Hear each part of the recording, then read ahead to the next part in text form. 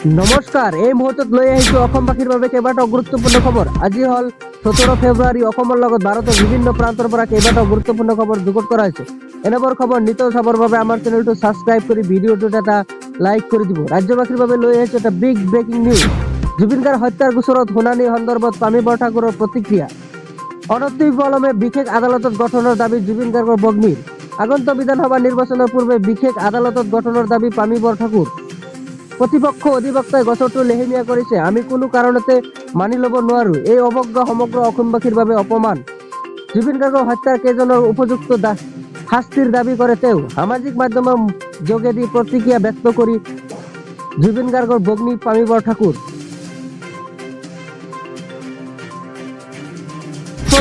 প্ৰদেশ কংগ্ৰেছৰ মুখ্য কাৰ্যালয়ত ৰাজীৱ ভৱন, বিজেপি অসমৰ মুখ্য কাৰ্যালয়ত অটল বিহাৰী বাজপেয়ী ভৱনৰ মাজত সাংস্কৃতিক পাৰ্থক্য স্পষ্টৰূপে পৰিলক্ষিত হৈছে। গুৰু দুজনা তিথি, দেৱালী, ফাল্গুন উৎসৱ, বিহু তথা বিভিন্ন জনজাতিৰ উদযাপন কৰা আধ্যাত্মিক কাৰ্যক্ৰম বাজপেয়ী ভৱনৰ পালন কৰি অসমবাসীক বাৰেৰহণীয়া সাংস্কৃতি সদায় জীপাল কৰি ৰখাত ভাৰতীয় জনতা পাৰ্টীৰ কাৰ্যক্ষমতা অগ্ৰাহীন ভূমিকা পালন কৰি আহিছে। ইয়াৰ ফলত বিপৰীতে ৰাজীৱ ভৱনত ৰমজান মাহত ইফতাৰৰ পাৰ্টি আয়োজন কৰাৰ বাহিৰেও কংগ্ৰেছীয় নেতাসকলে কোনো সনাতন উৎসৱ পাৰ্বণ আয়োজন কৰা আজিলৈকে পৰিলক্ষিত হোৱা নাই। এই মন্তব্য ৰাজ্যিক বিজেপিৰ মুখপাত্ৰ ৰঞ্জিত কুমাৰ শৰ্মা। পলাশবাৰী, লোহাৰঘাট, চান্দুবি আৰু ৰাণী বনাঞ্চল কাৰ্যালয়ৰ অন্তৰ্গত বিভিন্ন স্থানলৈ খাদ্যৰ সন্ধান চুবুৰীয়া মেঘালয় জংঘলৰ পৰা ওলাই অহা বন্য হস্তীয়ে কেইবাবছৰ ধৰি ধাৰাবাহিক উপদ্ৰৱ চলাই আহিছে।